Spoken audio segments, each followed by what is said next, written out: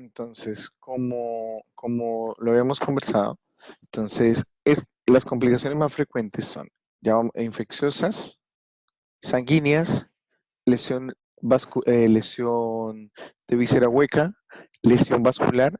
Algunas veces en el procedimiento de cesárea podemos lesionar la arteria uterina, lo que nos va a generar claramente una pérdida sanguínea no esperable. No obstante, ustedes saben que en un parto normal se pueden perder entre 500 a 750 cc de sangre y en una cesárea entre 1000 y 1150. Algunos autores dicen hasta 1200. Entonces la idea es esa, disminuir las pérdidas no estimadas, en este caso las pérdidas sanguíneas. Otra de las complicaciones importantes es la embolía del líquido amniótico.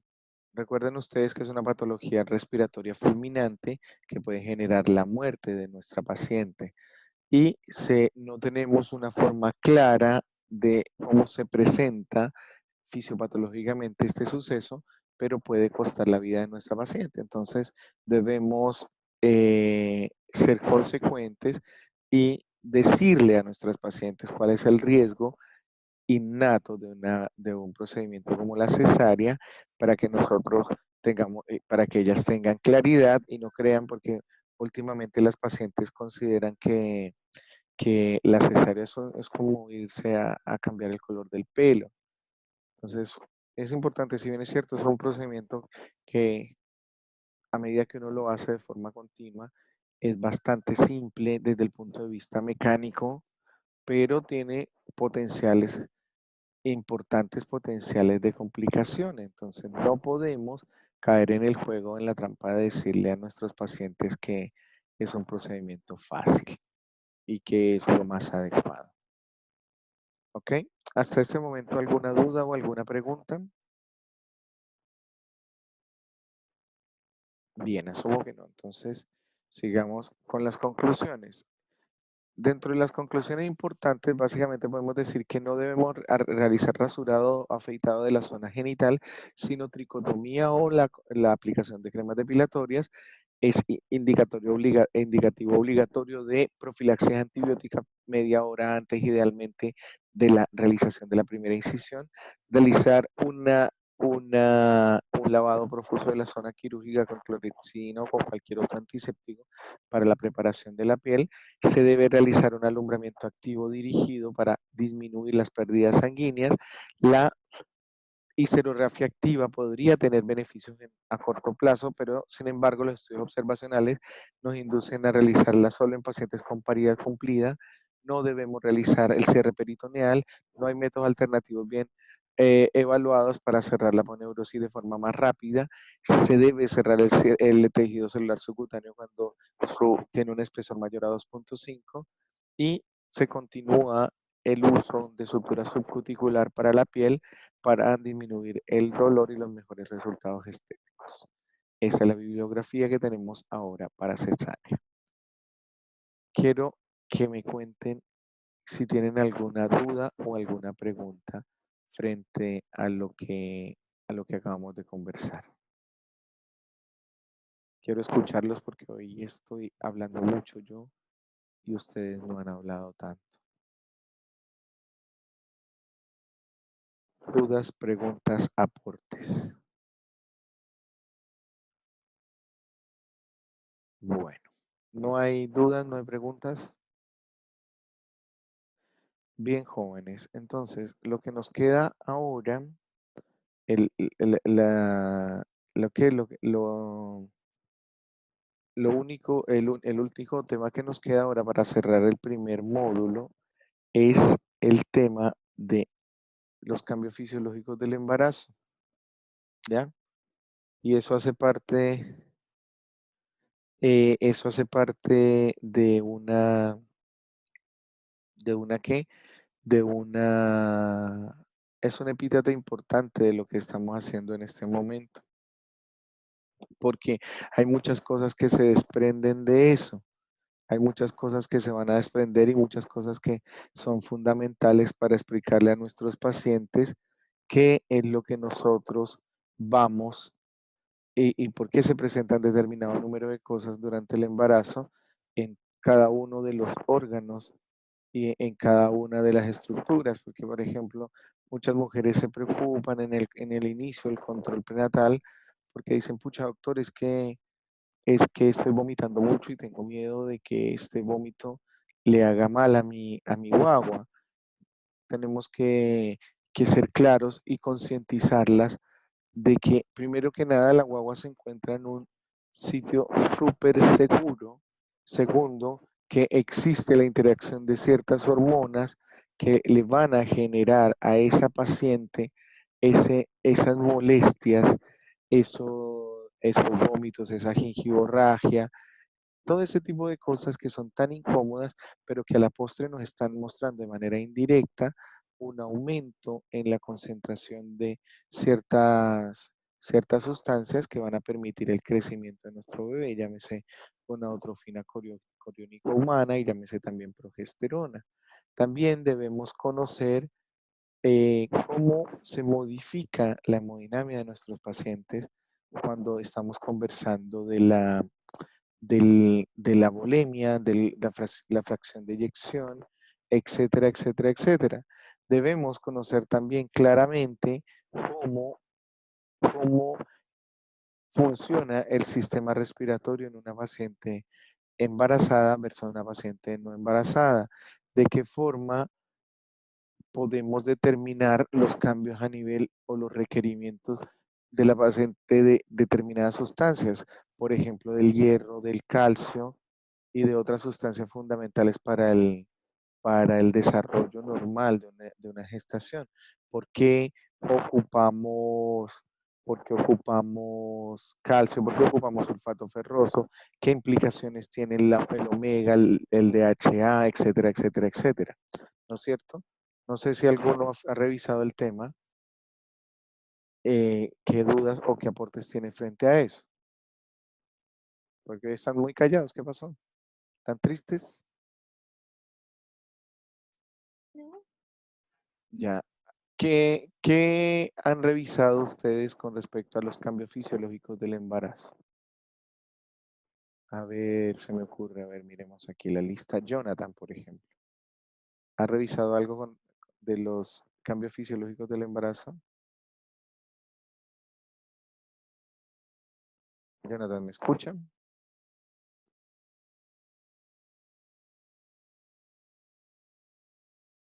¿Aló? ¿Están ahí? Sí. Ok, Sí, doctor. bueno, conversemos entonces, porque me estoy sintiendo ignorado. Bueno, que hay cambios en el sistema endocrino, ¿Ya? en la parte circulatoria también, en la parte de la aumento de la frecuencia cardíaca, aumento en el volumen de eyección.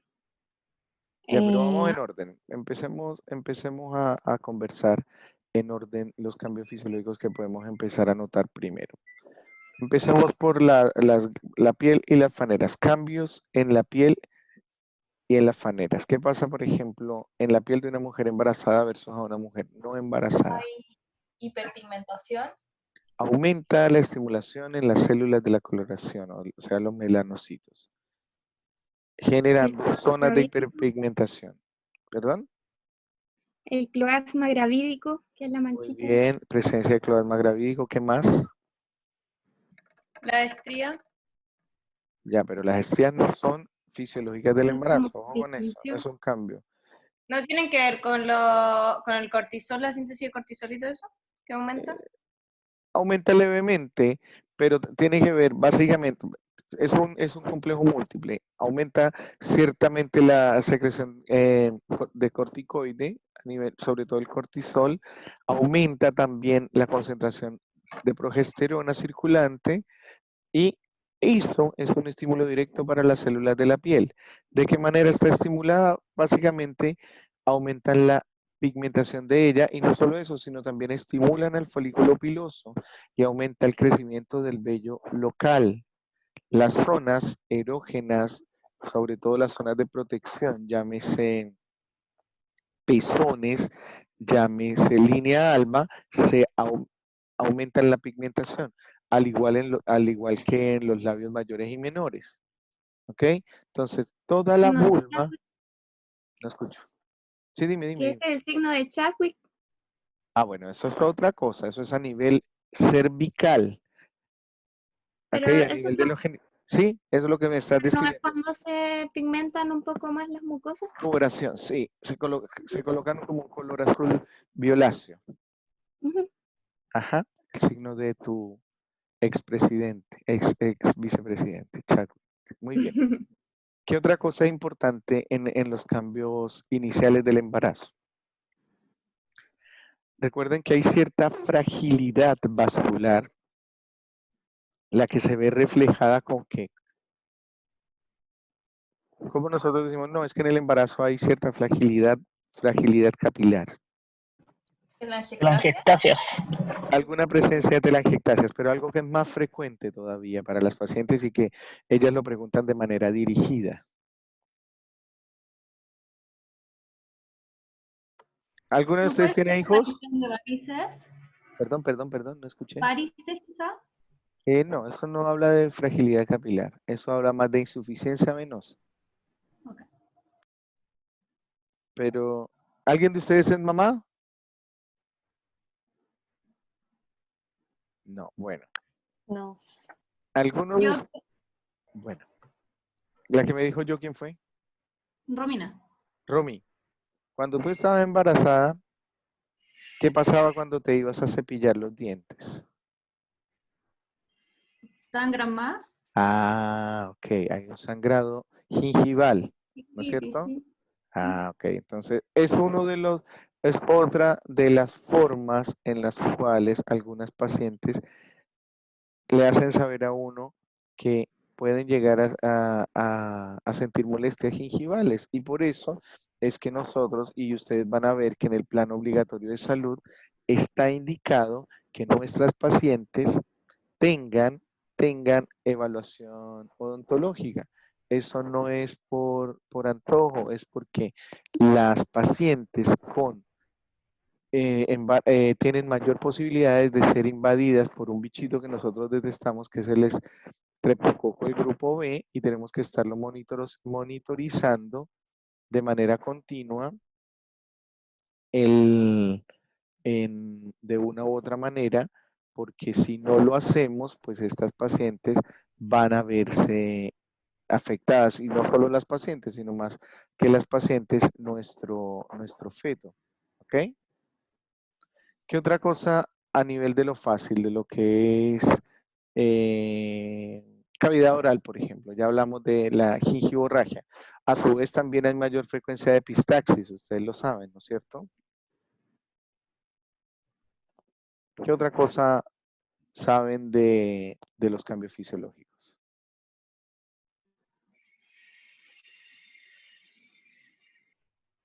Bueno, acuérdense que las pacientes... ¿Perdón, de nuevo? ¿Hay cambios en el peso de la mujer? Bueno, más que nada en el peso, no sino en la distribución de agua. Vamos a dar cuenta que a nivel renal también hay un cambio directo en lo que va a ser la reabsorción de la retención de sodio y no obstante la retención de agua. Y eso tiene una explicación simple y es para la hemodilución que esa paciente va a necesitar para compartir su volemia con el feto, ¿no es cierto? Pero algo más fácil. Acuérdense que las señoras llegan diciendo, hasta en la teleserie aparece, que la paciente sabe que está embarazada porque se desmayó, ¿no es cierto?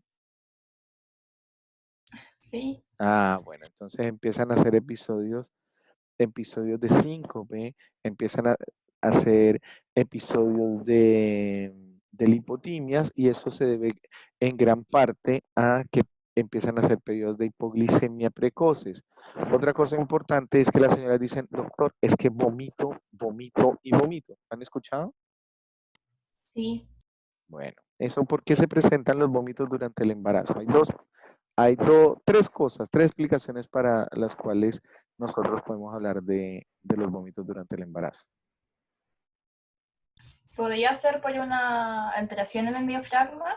¿Que se eleva el diafragma? No, doctora, porque Pero eso cuando está más los baja. vómitos se presentan inicialmente los vómitos son más frecuentes en el primer trimestre del embarazo y ahí el diafragma no sufre ninguna alteración. Eso es después del segundo a tercer trimestre, incluso más del tercero que del segundo. Es algo mucho más fácil. ¿Alguien sabe? Por la elevación de las hormonas, Ya, ¿qué hormona en especial? la, la gonadotrofina coriónica humana. Justamente por el aumento de la gonadotrofina coriónica humana hay una sensibilización a nivel del centro del vómito. Aparte de eso, no sé si ustedes saben que hay un aumento en la secreción de las glándulas salivales, lo que se conoce clínicamente como cialorrea. A su vez, hay un aumento en la sensibilidad de las papilas gustativas y también a la sensibilidad de ciertos olores. Luego eso hace que las pacientes sean más proclives a tener vómitos. ¿Ok? Entonces, bueno, en esta introducción, esta charla no es mía, es una charla que me prestó un colega, pero básicamente les voy a contar lo que son los cambios fisiológicos y bioquímicos, en qué consisten con cada órgano y de qué manera nosotros los podemos sopesar. Tenemos que ver que hay cambios locales y cambios sistémicos y son mucho más grandes que lo que hemos discutido en este pequeño momento. Lo que pasa es que yo no quiero que se me duerman ni que me dejen grabando la clase y se vayan a ver la teleserie. Me gusta que conversen y que participen. ¿Ok? Entonces, la gran mayoría de estos cambios podrían volver a su estado basal incluso antes de la sexta semana de puerperio, pero el límite máximo que nosotros le damos es ese, el de 6 semanas.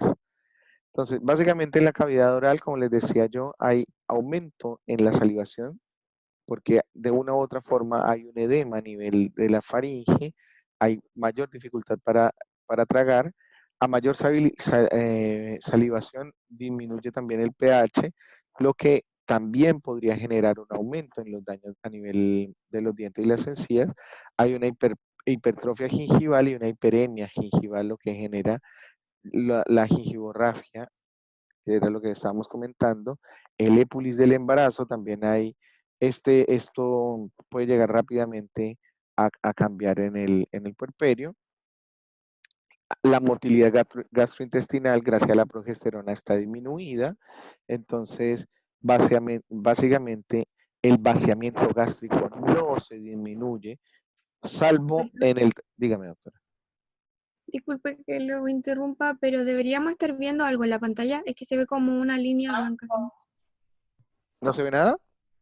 Se No, ve se una ve como una línea blanca. vertical blanca. Ahí sí. Ahí sí, Ah, ahí ok. sí, gracias. Ahora, ¿se Se ve? vuelve a ver Nos blanco. volvió a salir.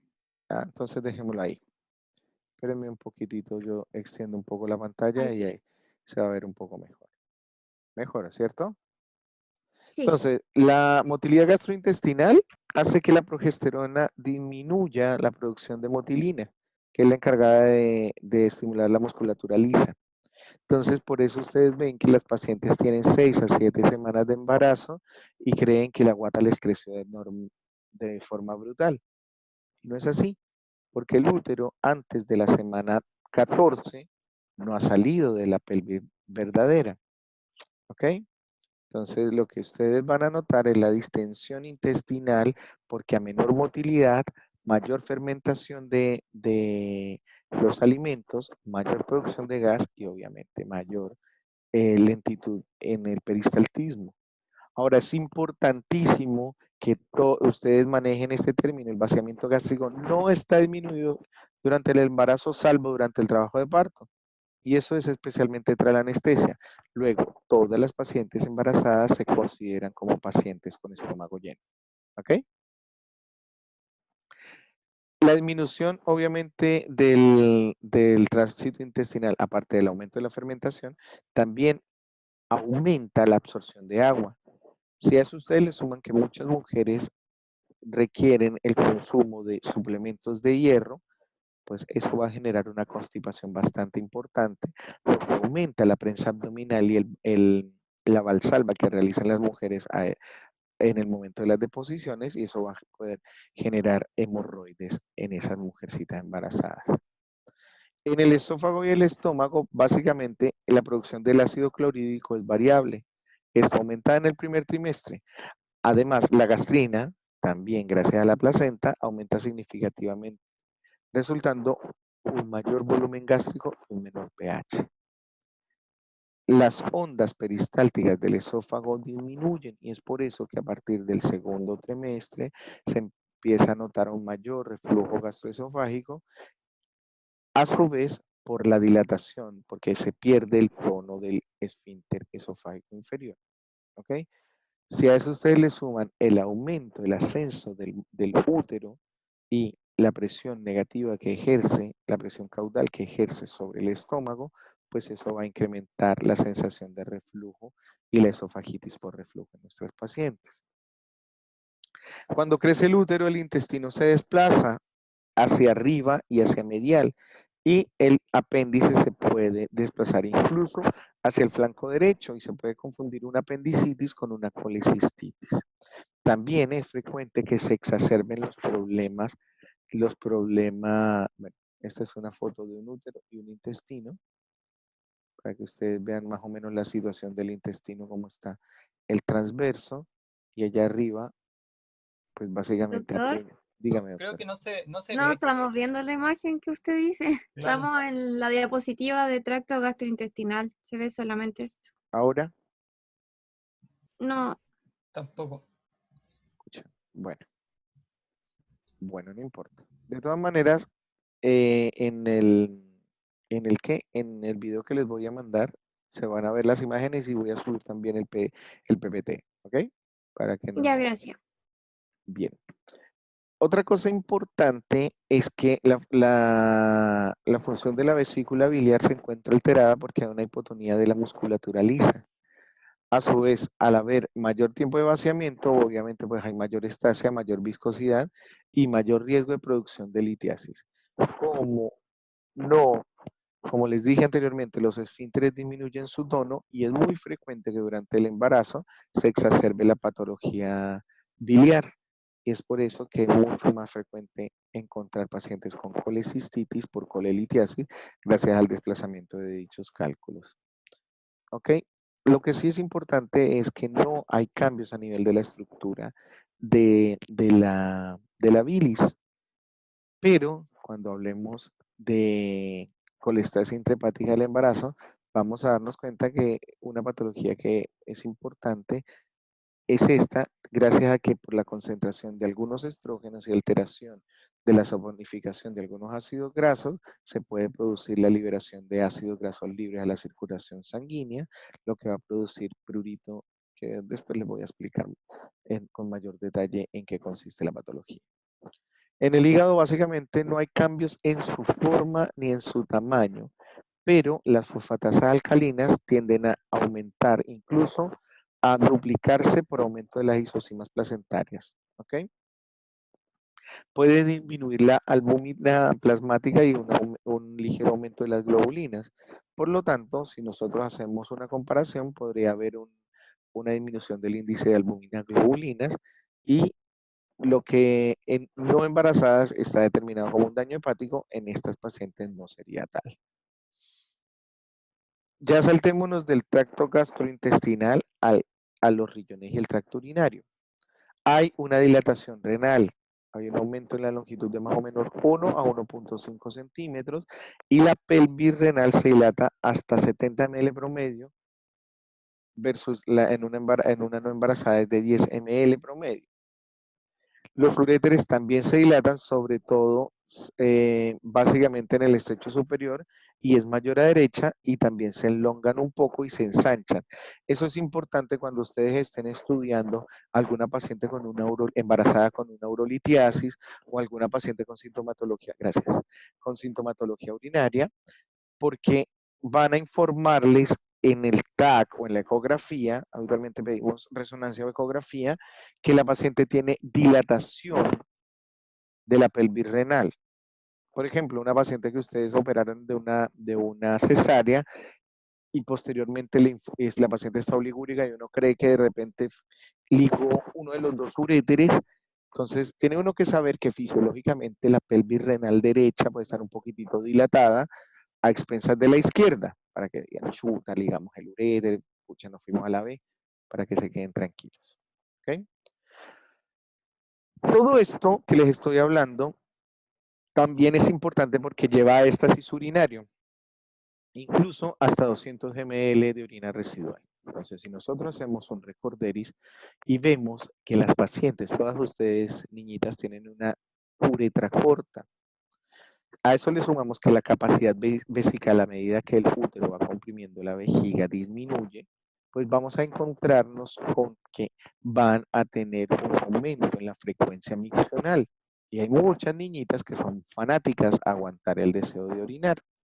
Y eso hace que ustedes, bueno, cuando se embaracen tengan mayor posibilidad de hacer bacteriurias asintomáticas. ¿Ok?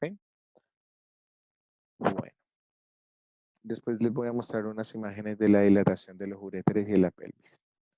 Entonces, ¿qué factores influyen en las alteraciones del tracto urinario en general? La progesterona, como ya les dije, produce hipotonía muscular lisa. A nivel del complejo de las venas ováricas en el ligamento infundíbulo pélvico también hay una dilatación y podría comprimir los uréteres. Hay una dextrorotación uterina que explicaría con mayor claridad la dilatación del uréter derecho.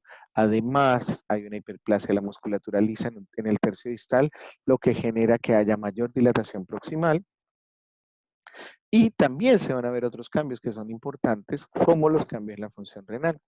De los cambios en la función renal, ustedes deben saber que se deben básicamente a los niveles de la hormona antidiurética, la hormona adenocorticotrópica, la vasopresina, la aldosterona, el cortisol, incluso las hormonas tiroides. Y si nosotros somos un poco más inteligentes, nos vamos a dar cuenta que todas estas hormonas están implicadas también, y es algo muy interesante, tienen relación también estos pics de la hormona, sobre todo el cortisol, la aldosterona y la hormona tiroidea, también más adelante van a estar expresadas de forma importante en la inducción de la producción de surfactante pulmonar en los neumocitos tipo 2 de nuestro feto. Entonces, claramente cuando hay un aumento de la volemia, porque como les dije antes, estamos acumulando agua, pues todas estas hormonas en función nos están aportando algo. Entonces, ¿qué es lo más importante que quiero que conozcan de estos cambios renales y del tracto urinario? Uno, que la tasa de filtración glomerular aumenta aproximadamente en un 50% y regresa normalmente después de las 20 semanas por parto. Dos, que el flujo plasmático renal aumenta en un 25 o 50%. Tres, que aproximadamente en reposo el 20% del gasto cardíaco va a los riñones y el 80% del filtrado es reabsorbido en los lóbulos proximales, y si eso no ocurriera, la diuresis sería aproximadamente 150 litros diarios. O sea, estamos hablando que nuestro riñón es un acumulador notable de la absorción de sales. Perdón, es que no sabía que era un cafecito. Y es súper importante en lo que es la distribución de la volemia. A pesar de que el aumento del volumen de la filtración glomerular y el volumen urinario no aumentan, por lo tanto la función urinaria parece ser mucho más eficiente durante el embarazo. O sea, si ustedes son bien concienzudos, el embarazo es una prueba muy importante de fuego, tanto para el riñón como para otra glándula, como para una glándula importante como es el páncreas, ¿no es cierto?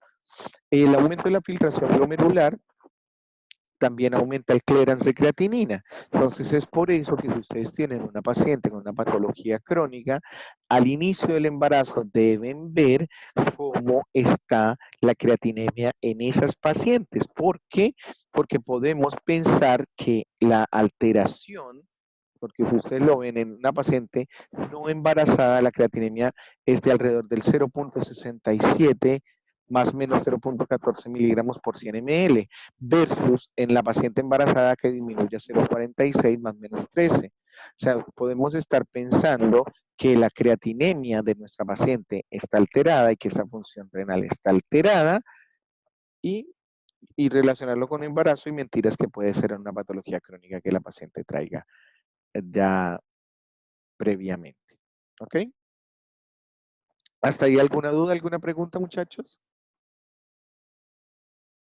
Bueno, también es importante saber que el 50% de nuestras pacientes embarazadas podrían llegar a presentar glucosuria. El aumento de la filtración glomerular y la disminución de la absorción de la glucosa, sobre todo en el momento en que empieza a secretarse el lactógeno placentario, pues nos puede llevar a este escenario. Recuerden también que la glucosa se excreta en forma azarosa y no guarda relación con el número de glicemia, porque podemos tener glucosuria en pacientes no diabéticas. Ahora, no es que digan, ay, el doctor Moreno nos dijo que las pacientes no diabéticas podrían tener glucosuria significativa. No, glucosurias aisladas podrían ser. Pero obviamente, si ustedes tienen una paciente con glucosuria, pues hombre, lo más normal y consecuente es que le hagamos una prueba de tolerancia oral a la glucosa. ¿Ok? No esperemos hacerle una glicemia. Si tenemos una paciente con factores de riesgo, podemos adelantarle la prueba de tolerancia oral a la glucosa. ¿Okay? Bueno, la proteinuria es positiva en las pacientes embarazadas y debe ser menor a 300 miligramos en 24 horas, con un promedio más o menos de 167 miligramos en 24 horas. ¿Ok?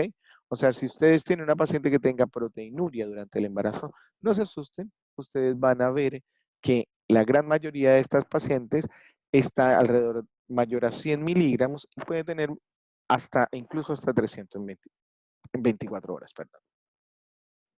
El sistema renina aumenta, sobre todo la renina, desde que inicia el embarazo hasta el término.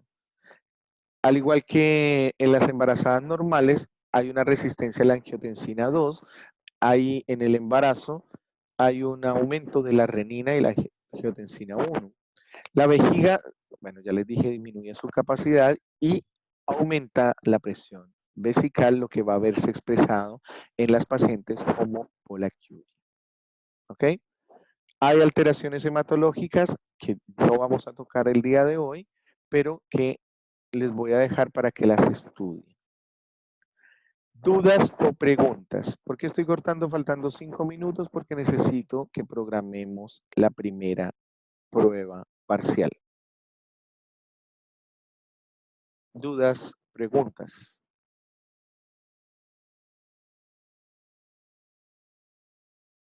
Olú. Bueno, no hay ninguna duda. Una pregunta. Dígame. Sí, dígame. Valentín. Dime, vale. Quería saber si el